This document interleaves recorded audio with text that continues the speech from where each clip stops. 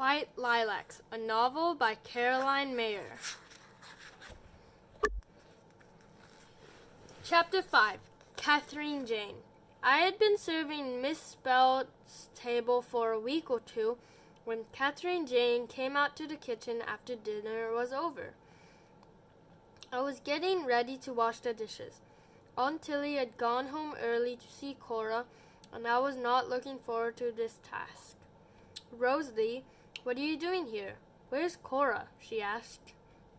"I thought you were supposed to work out in the garden with Jim." "Cora can't do it anymore," I explained. "She's feeling poorly. They sent me to learn to do it in her place." Catherine Jane seemed satisfied with that. "We haven't had a good talk for a long time," she said. I nodded. "I know." I was about 5 years old. That would have made her 7 when Catherine Jane discovered me in the garden, following after Grandfather carrying a trowel or something meant to help him. "What's your name?" she had asked, and I had told her.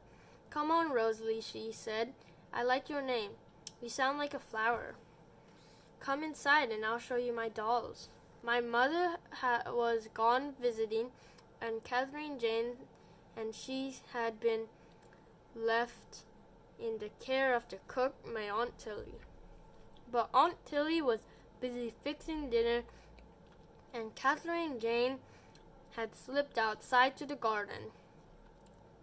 Catherine Jane took me in by the side door, the one with the etched glass, so Aunt Tilly wouldn't see us, and led me on tiptoe through the east parlor. I remember the velvet-covered sofa with silk fringe and tables with carved legs and a thick carpet with many different colors. Lace curtains hung at the windows. There was a beautiful black piano with the lid raised, and next to it stood a tall wooden box painted gold and decorated with fat pink babies with feathery wings carrying garlands of roses. "What's that?" I asked. "It's a Victrola. It makes music," Jane had whispered. "I'll play it for you later." I gazed open-mouthed at the chandelier above the dining room table, hundreds of sparkling prisms catching the light and breaking it into colors that splashed on the walls. Then I moved slowly after her in the front hall that had a big clock that chimed. Catherine Jane urged me along, impatient to get me up to her room. We climbed up the winding staircase past the little silk-shaded lamps attached to the walls.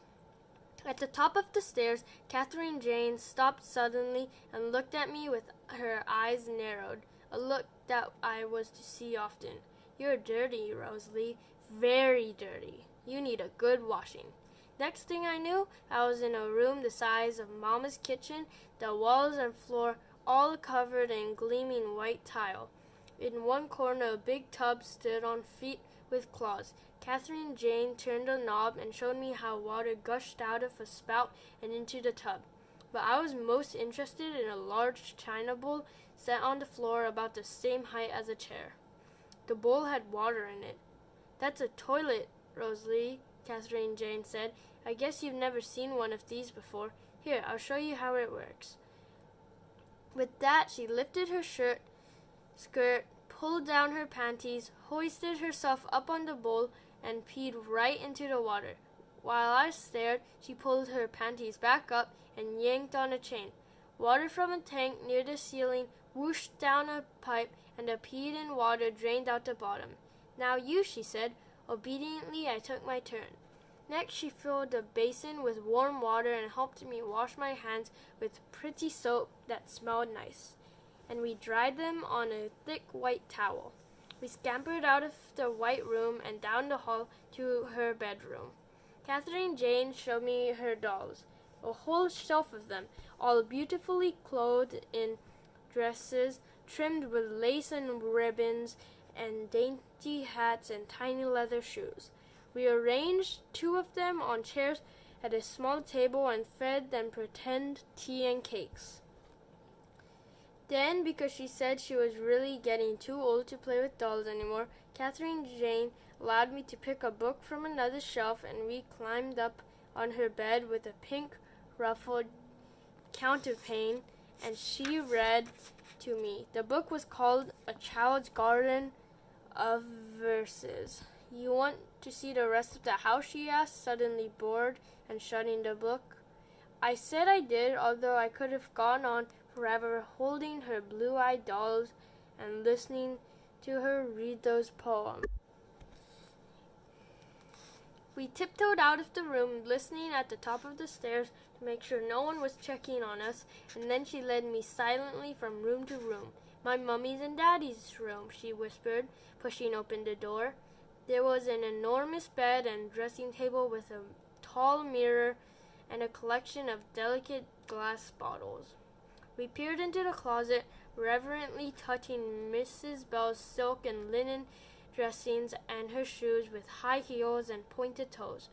Before we got too scared to stay any longer, Catherine Jane even opened a drawer at her mother's beret and let me gaze at the silk underthings and sniff the gentle perfume that floated in the air around them. Next was her brother Edward's room, the walls covered with maps and a big Confederate flag. She showed me a crystal radio set he had built himself, but I didn't care about that. 2 more rooms, kept especially for company, were not as interesting.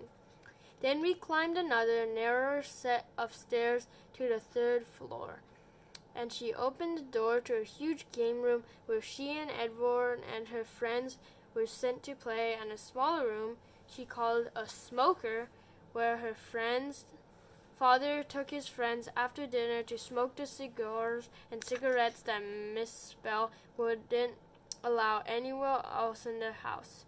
The stale air smelled bad. Finally, she led me out onto a balcony high above the front door and pointed towards the town square. That's the courthouse, she said. You can tell what time it is by looking at the clock in the tower. Mommy sometimes sends me up there to check and make sure her hall clock is keeping the right time. I live over there, I told her, pointing towards Freedom, on the other side of the clock. Then she spotted a taxi coming from down the street. My mother, she said breathlessly, and yanked me back inside. Now, Rosalie, we have to figure out a way to get you out of here undetected. Sometimes I didn't understand all the words Catherine Jane used, but I caught the excitement in her voice. Clutching each other and giggling with terror, we ran down the stairs to the 2nd floor just as the front door opened. Hurry, Rosalie, she whispered, motioning dramatically. The secret stairway.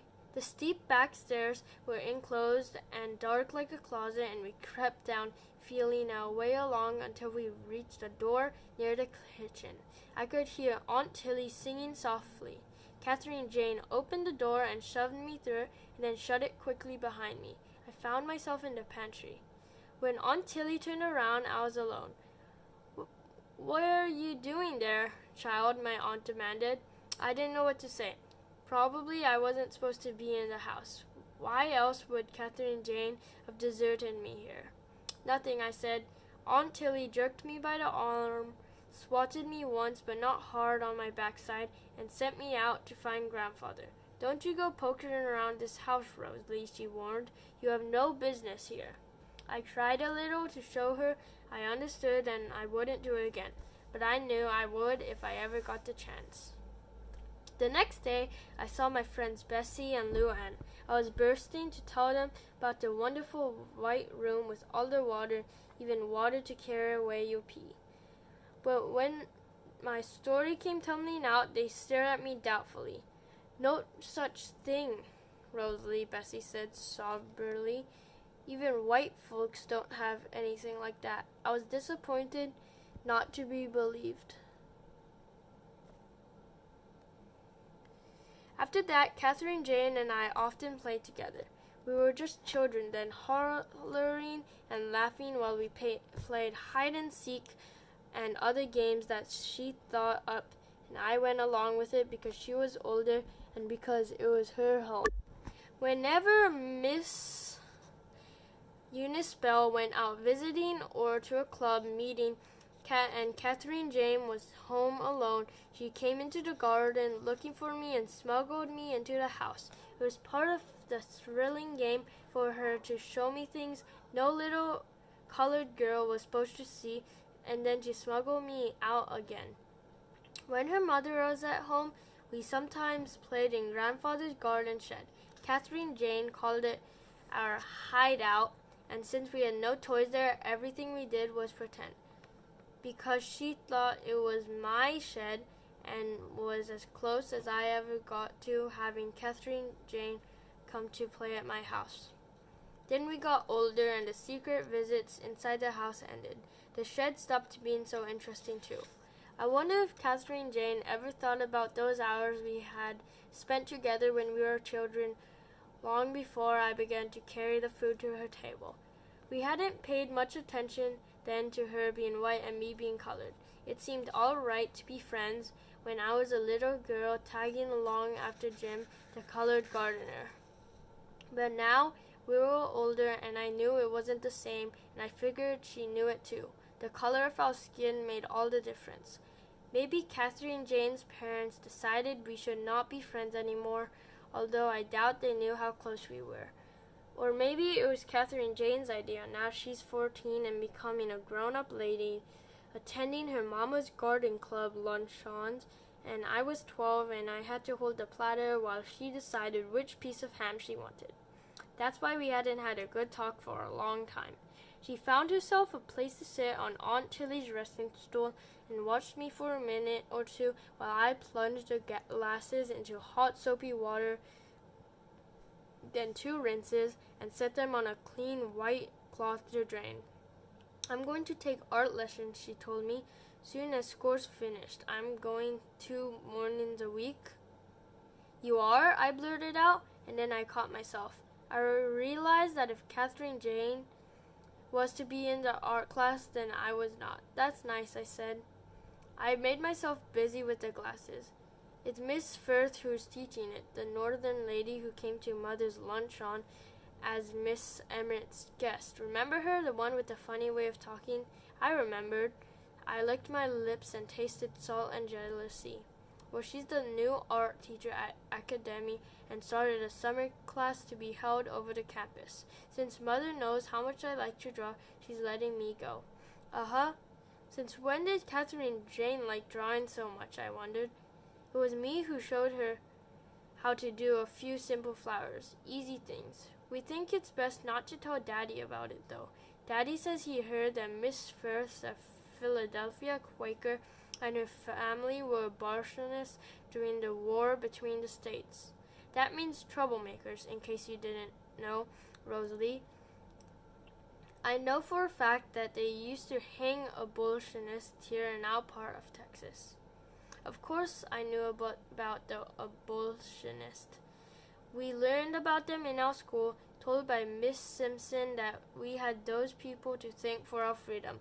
With Miss Firth's people who were abolitionists, they meant nothing to me because it was plain that I was not to be in her art class after all. I should not have been surprised. We colored folks were never allowed to mingle with white folks, not on trains or in schools or in parks or restaurants or in any public place. Miss Simpson called them Jim Crow laws. She said they didn't have such laws in the North. Miss Firth must not have known about those laws when she first invited me to her art class.